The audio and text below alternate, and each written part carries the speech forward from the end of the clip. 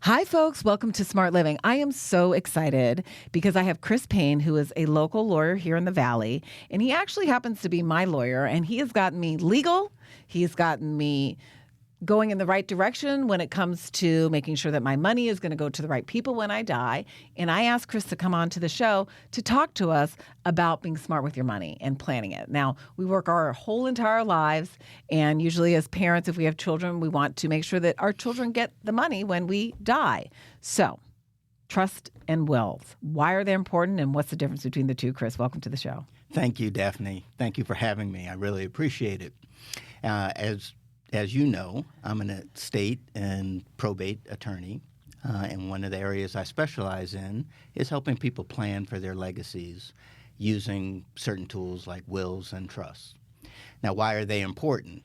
Well, I tell everybody you should have them, especially if you have assets that you want to pass on after you die. A will can do that, but it comes with the process called probate. Probate is expensive and time-consuming, and often needs an attorney to help you guide your way through it. So pause really quick. I just Sure. wanted clarification. So if you don't have a trust or will, and let's say unexpectedly I die today, so what will happen to my assets and all my money and all my bank accounts and properties? It would go to probate, which is basically another court system, and that costs money. Exactly. It would have to go through court, and that would be what we call an intestate probate, meaning no will. Testate means a will, intestate means no will. And so if you go through an intestate probate, the court will supervise the probate, making it even more expensive, and it will follow the statutes that designate who gets what in what particular order. Typically, that's going to be your spouse first, then your children, then your parents, and then from there it gets kind of complicated. And in the very rare occasions when the courts can't find any heir, and we start with going to your grandparents and then down their lines of succession, if there are no heirs at all, then the state ends up with all of your assets. Right. So this is something you really don't want to do. You've worked your whole entire life. You want to when you die, you want your money to go certain people, but yet you didn't do the simple thing of getting documentation done to tell people where that money should go. And that's why we have wills and trust. Absolutely. Okay. Yeah, you couldn't have said it any better. That's exactly right. Right. So I always call this, when I talk to like my friends and stuff, I'm in my 50s, some of my friends are in their 60s. We're all relatively healthy. We're not thinking that we're going to die, but you can die any minute. You don't know what can happen. And so it is dumbfounding to me that people don't have wills and trusts. It is not that hard to get one.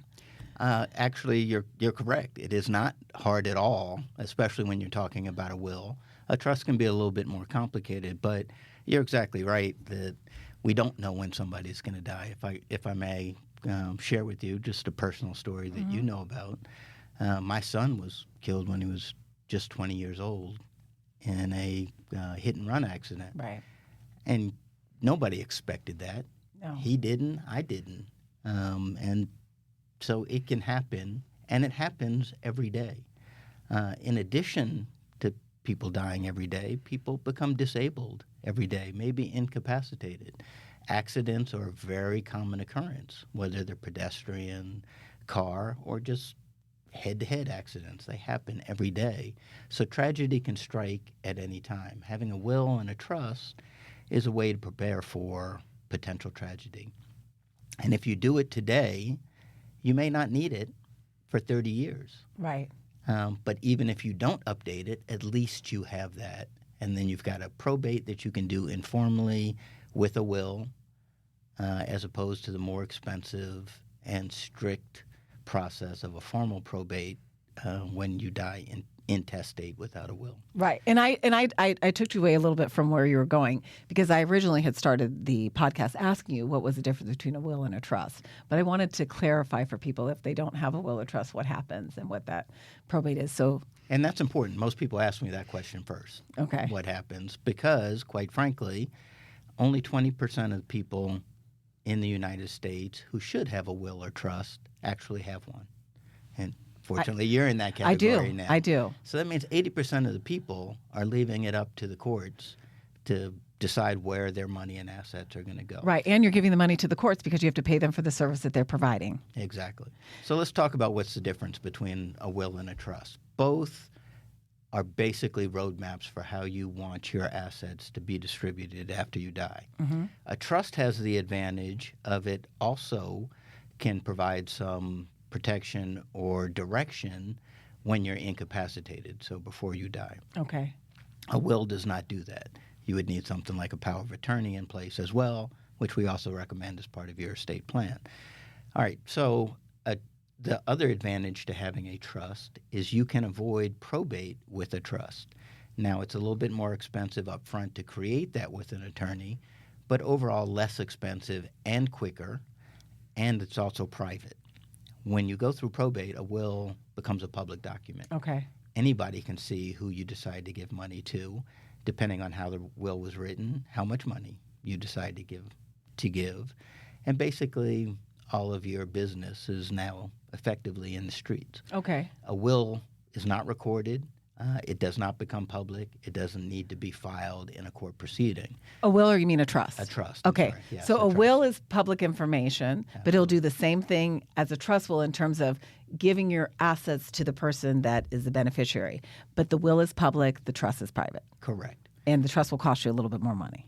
Up front. Okay. A will cost you more money in the long run, or your heirs more money in the long run because they'll have the cost of an administration. And if they happen to need any of the money or assets that you plan to leave them quickly, it's unlikely that they will be able to get access to those funds quickly if they have to go through probate.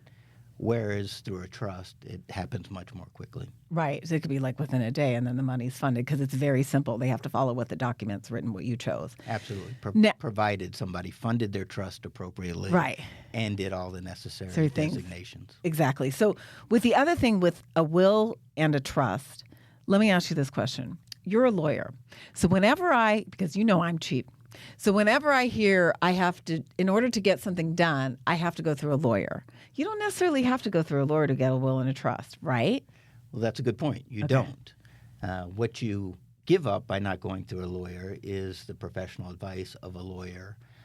And believe me, having sat in numerous consultations with clients and potential clients, there are lots of questions and lots of different and novel questions that get asked that you probably want the professional advice of an experienced probate attorney. But the short answer to your question or to your statement is absolutely you don't need a lawyer. Let me give you a good example. In Arizona, you can do something called a holographic will. Okay. And a holographic will is, by definition, a handwritten will.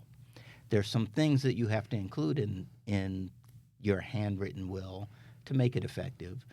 For example, you need to make it clear that this is your testamentary intent, that you Or of sound mind. Are of sound mind, that you have the capacity to do it. Those are things like over the age of 18 and I am of sound mind, and this is what I have, and this is who I want it to go to.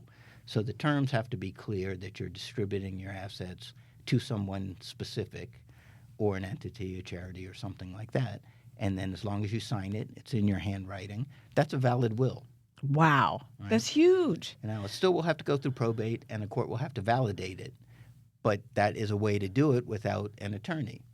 As you can imagine, there are a number of places where there can be pitfalls. Yes.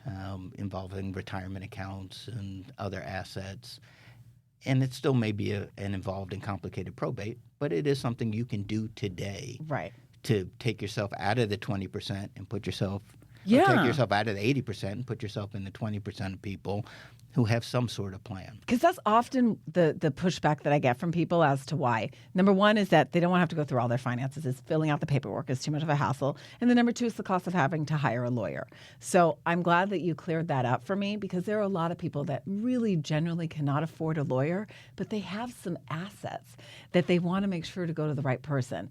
And it literally is simply writing it down on a piece of paper. But if you have a lot of money or if you're well established, then I think that you absolutely need a lawyer. Like, for example, for me, I have a lot of real estate. So I feel like me writing a will probably would be fine, but I got to trust because I need that trust to work for me, which is my next question. I know that my trust actually protects me from certain things that could happen because I have real estate investments. So it's not only at the end, it's also protection of your assets too. It can be protection of your assets, depending on what kind of trust that we're talking about. Most of the time, we're talking about something we call a revocable living trust. And that means it really is just an extension of you. You can change it anytime. You have full use of all of your assets that you've transferred to the trust, that you can take them out, you can put them back in, but basically you just use them as if you were using them yourself. Mm-hmm. Because in most situations, we would set you up, like we did in your case, as the trustee of your own revocable trust. So you have full control over that. The problem can come with that type of trust is because it is just an extension of you. It's not what we call an asset protection trust. All right, so it's not going to keep your creditors from getting access to your assets. Now, if you have a business and you were to create a separate entity like an LLC, that LLC can provide liability protection for, let's say you had a rental home that you put in that LLC. If somebody were to slip and fall in that rental home, they would be limited to the assets that are in that LLC.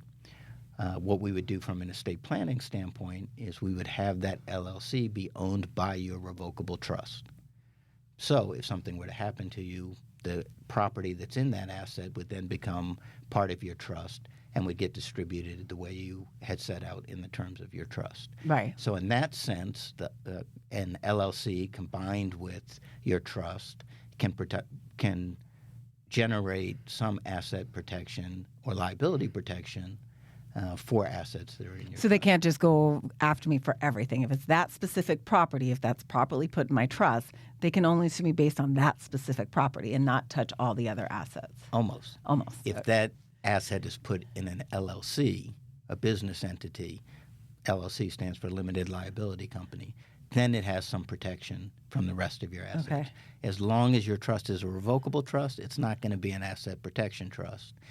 There's a different type of trust, an irrevocable trust that we could put it in, but then your money is restricted and you don't have access to it. It's controlled by an independent trustee, which is what the very wealthy do because they can afford to put millions aside for their kids or for other purposes that they don't need to have access to. Right, and I definitely am not of that caliber. Right, nor am I. So that's good to know because just even having this conversation with you, I'm sitting there going, yeah, there's a lot of complexities here. You know, I can understand why somebody would want to hire a lawyer. Sure. You know, versus not. And let me add, who needs a trust?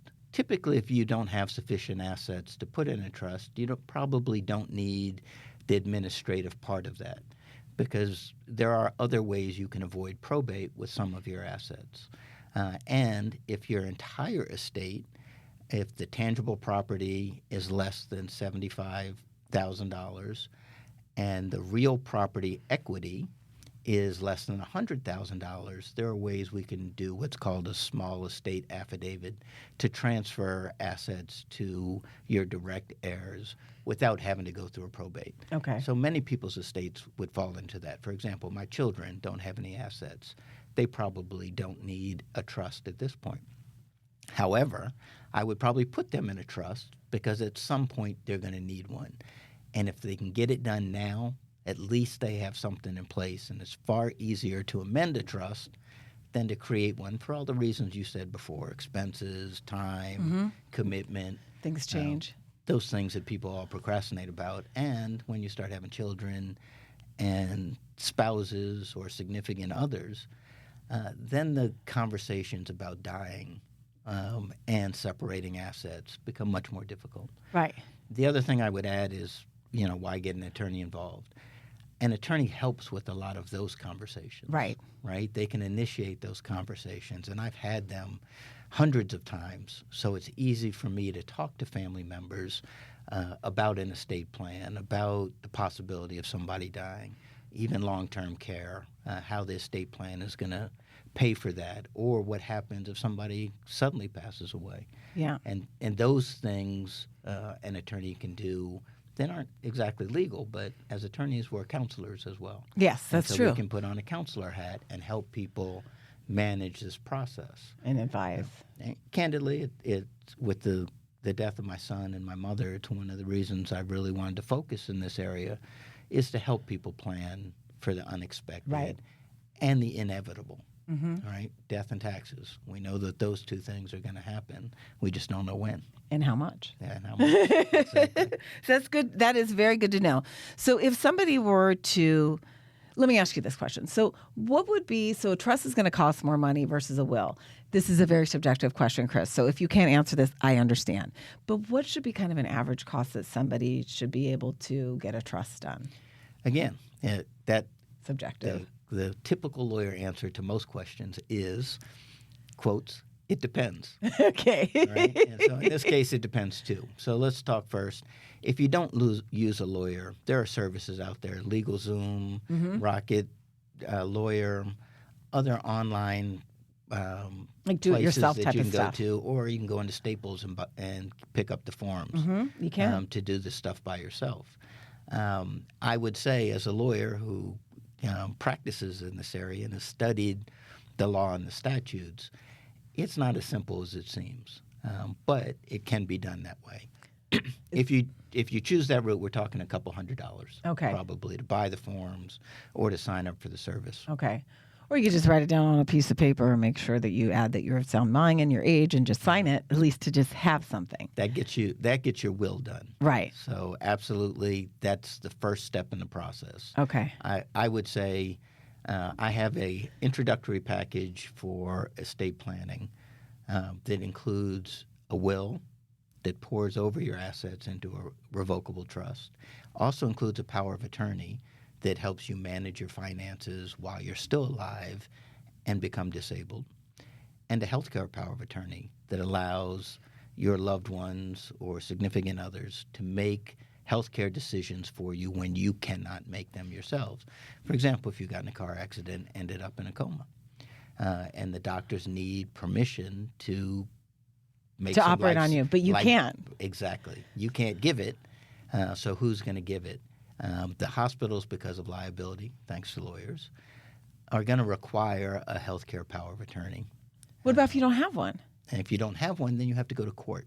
And this is an extensive process to be appointed a guardian or a custodian of an adult individual in order to be able to make those decisions for them. And again, because it's court, it's expensive. You're going to need a lawyer for that part, and it's going to take time.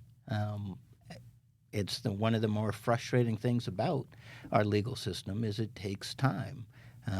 The courts are understaffed, not enough judges, and there are lots of people who are demanding attention. So no matter your emergency, it's often hard to get to the front of the line and get a decision made quickly. The way to avoid that is to do some estate planning and then have you have these medical power documents of in attorney. place. That's a very important thing I didn't bring up. Medical power of attorney, to me, actually is more important than designating where your money goes when you're dead. They're equally as important, and I would say an effective power of attorney is just as important, because there are some studies that say you are more likely to become disabled than you are to die. Right. And those documents come into effect and will be used when you're still alive but disabled. And in fact, both of those documents cease to exist or have any power the moment you die. So just having a power of attorney won't prevent probate. You need to also have a will and or a trust. Right. So let's talk about who needs what.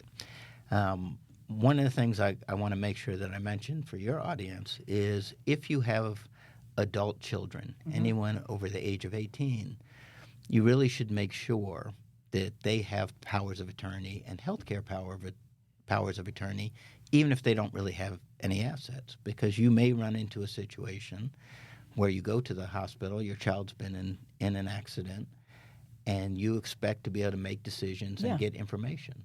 Well, if they're over the age of 18, the hospital can say, no, we legally can't give you this information under HIPAA and other laws and regulations. You need to go to court and be appointed their legal guardian, because once they turn 18, you have no power. Parents, Yeah. you are no longer And we think their we do. legal guardian. Right. I learned that the hard way. Absolutely. So it's important to, and this is a good gift, a birthday gift, a Christmas gift, is to give your children powers of attorney that name you as their agent, or if they have significant others, their significant other is an agent, but to make sure somebody has the authority and the ability to make decisions if something were to happen to them. They should probably also have a basic will, just in case the small estate affidavit can't be used. You at least are now in the testate category of a probate as opposed to the intestate category of probate.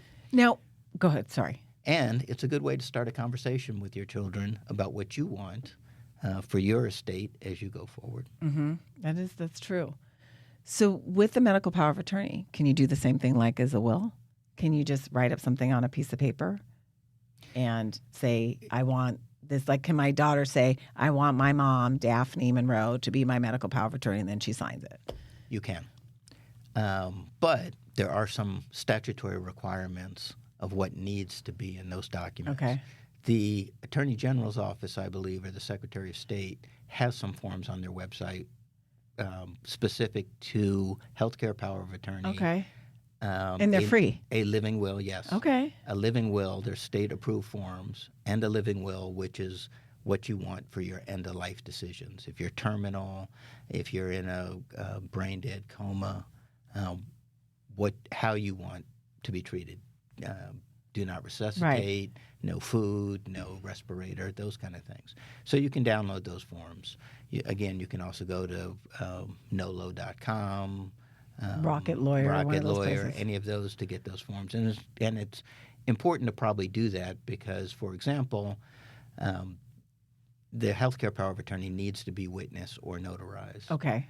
So you do have to have a formal form for that. You can't just write on a piece of paper like your will. Whereas a will, there's a statute for a holographic will that doesn't require what a will typically does, which is 2 witnesses and your signature. Okay. So you can get around that for a will, but you can't get around that for medical power of attorney. Correct. It still has to be properly witnessed in order for it to be effective and acceptable. Okay. And I will have a link to those forms that Chris mentioned on my blog at smartshopperdaphne.com.